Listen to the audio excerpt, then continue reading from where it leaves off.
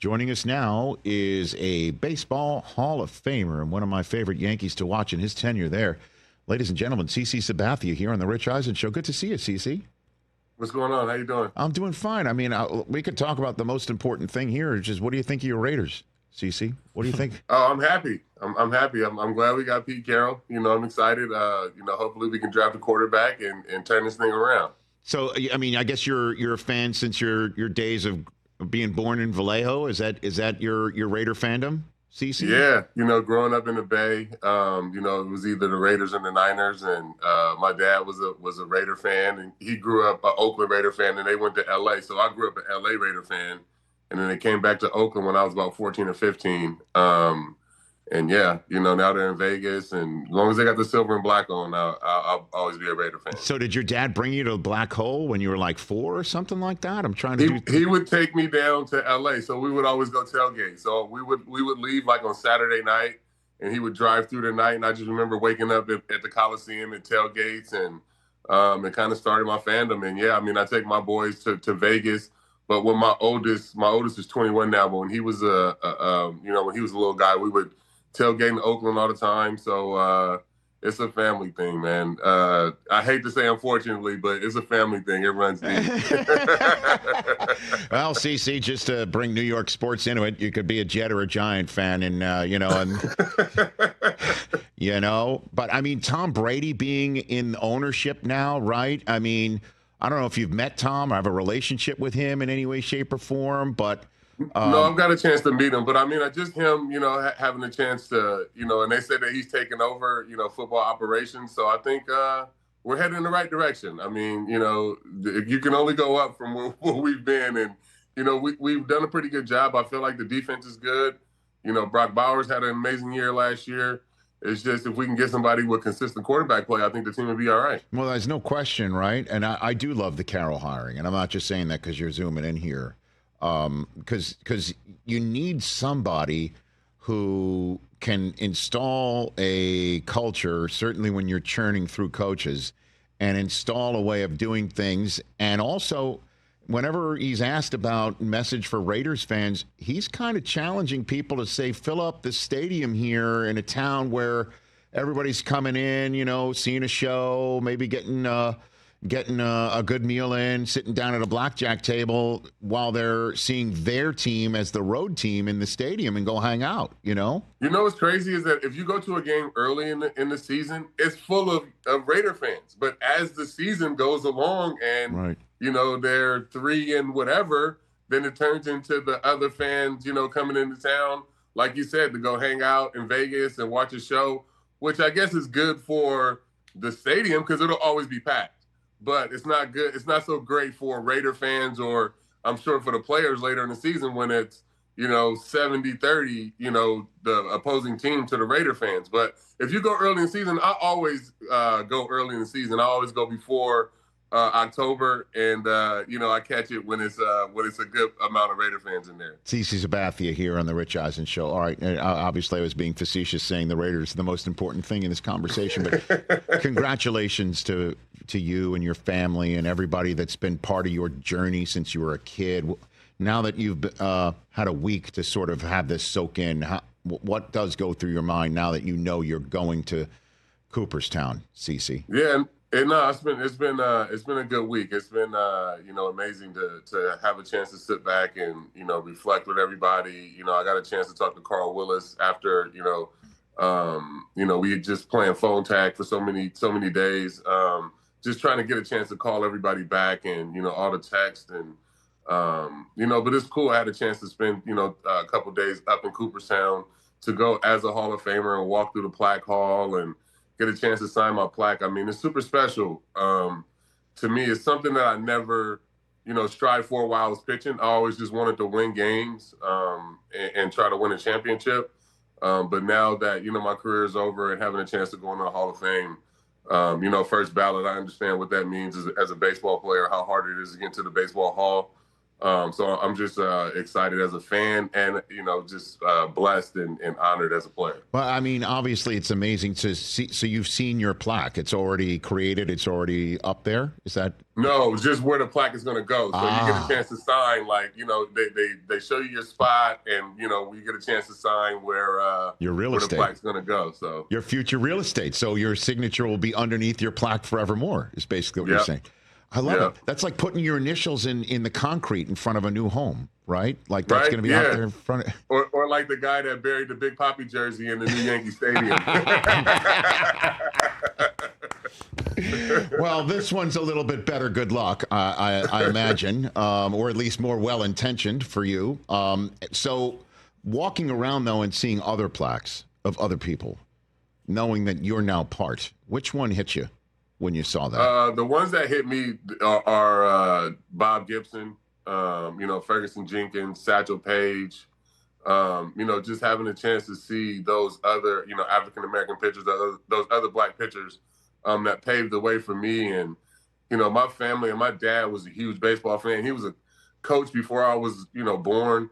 My grandfather was a huge, huge Bob Gibson fan. So, to go in the Hall of Fame and have the same amount of wins as Bob Gibson, be the third lefty to have 3,000 strikeouts, like all these different things, coming from Vallejo, California, it just seems impossible. So, Pedro said this, a couple years ago, it's like, just me going into the Hall of Fame, I think if kids can see somebody like me going into the Hall, I feel like if I can make it, then, really anybody can. Yeah, look at you. There you are, just looking around.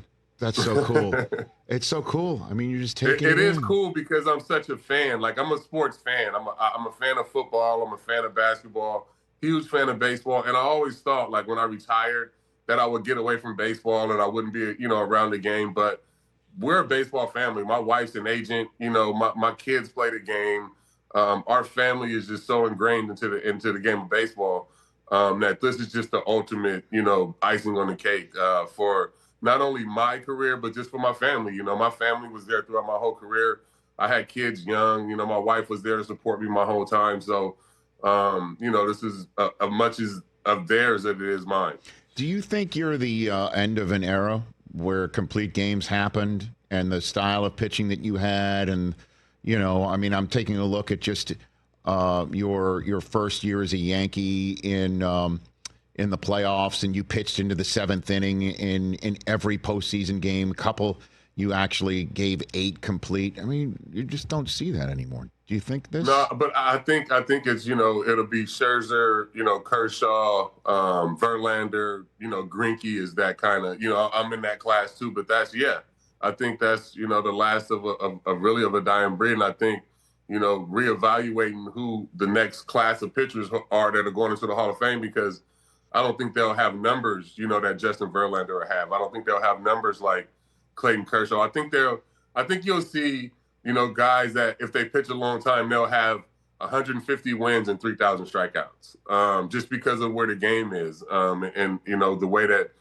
teams don't value pitchers having wins. So it'll be interesting to see, after that kind of class, Verlander, Kershaw, Scherzer, after those guys go in, who's the next wave of starting pitchers? Yeah, I mean, take a look at your brief tenure with the Brewers after a deadline trade pickup, 11 wins, 7 complete games in that tenure before the Yankees came and got you. And before we get to the Yankees, do you got a favorite Bob Uecker story that you can pass along to a family-friendly audience? CC Sabathia? Yeah, no, I mean, Uecker was just always great. I mean, we always, I always spent a lot of time with him. He would always sit with me before my starts. Before, when the team was out, taking BP, I would take BP early, and I would come in and I would sit in the food room. I would get like a chicken sandwich, and Uecker would come down, and he would sit when we would talk and we tell stories. And I was pitching on 3 days rest, so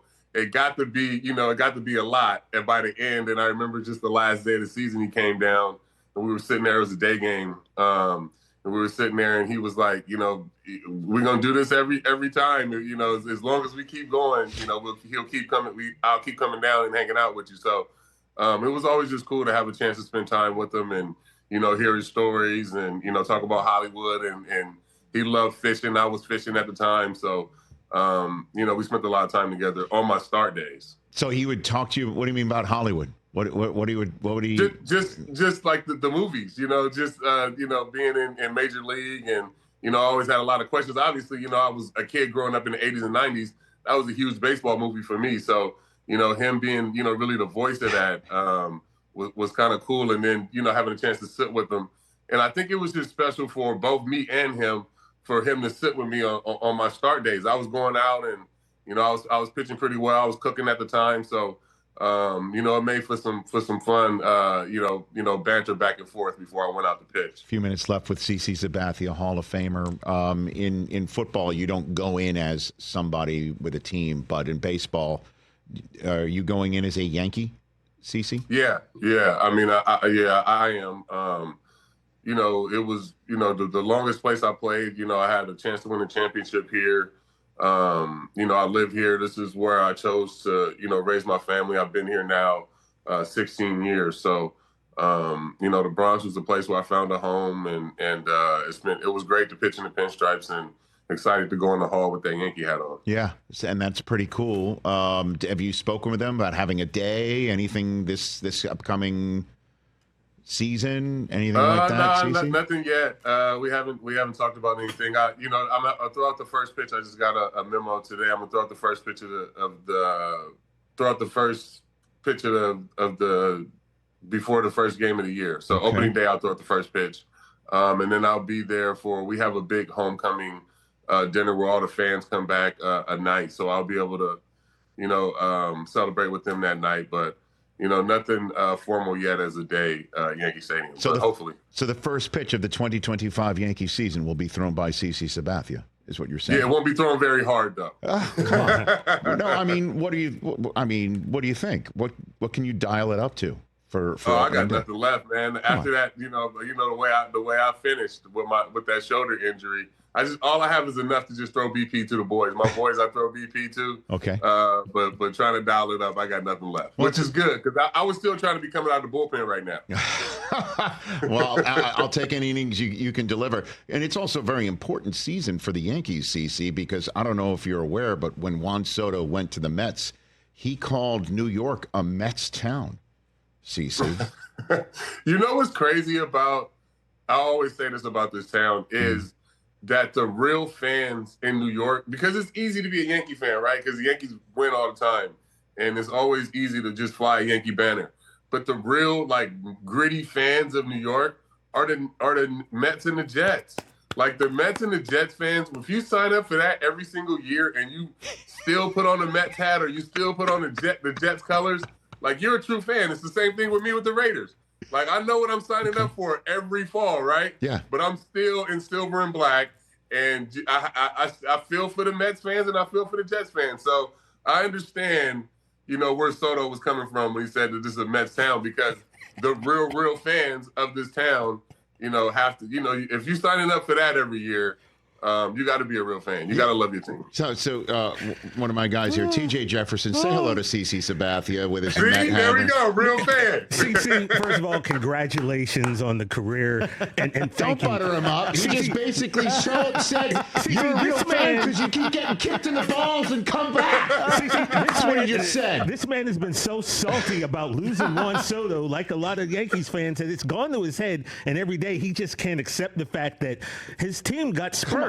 He's like a spurned lover. You got to next time you see him, ask him about his prom night on the Staten Island ferry. No. We don't have to go there. How dare you? Whoa! How dare you, CC? We're going to clip this. I'm going to put it on a loop. It's going to play forever. Get out of here! Wow. Never. No, but let me ask you, CC.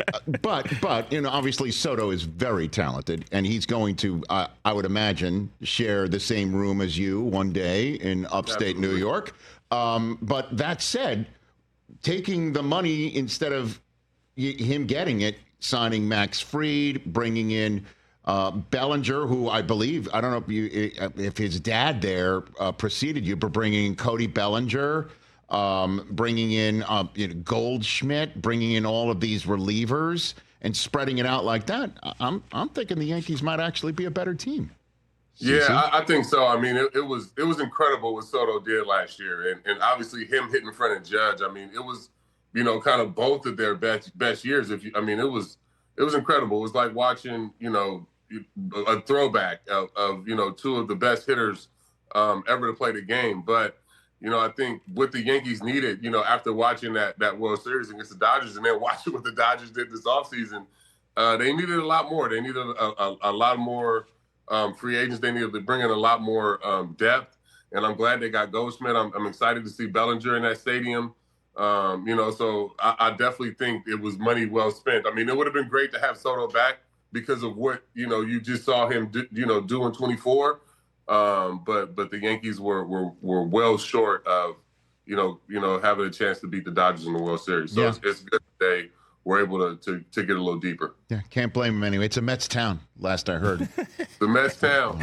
He's hurt, CC. He's hurt. Like Juan Soto, suddenly Mad Dog Russo and Francesa combined. He's been there for less than a year, and he calls it a Mets town. CC, Rich don't even live in New York. This guy. Come on. Okay. He don't even live there. Come on. Cece, I'm sorry to drag you down to our level. Listen, it's great to see you. Congratulations on everything. And look for more of my calls. I'd love to get your thoughts on the Raiders every now and then, for sure. Let's do it. I would love to come on in the fall for sure. I mean, the later it gets in the season, the more angry I'll be. But if you catch me early, we'll have some good combos. Thank you very much. Congrats again, Cece. Thank you. That's Cece Sabathia, everybody, right here on the Rich Eisen Show. Catch the Rich Eisen Show every single day on the Roku channel, 12 to 3 Eastern, for free.